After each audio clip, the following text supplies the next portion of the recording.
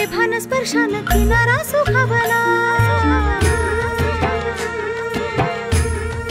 होय होय होय होय चांदण रातीला प्रीतीचा सागर फेसाळ उधाणला। मखमली लाटांच्या बेभान स्पर्शान किनारा सुखावला। चाफा हिरवा फुलला राणी लपून कसे राही। गुपित सांगा या दाही दिशांना प्रीत गंध जाई। घेऊन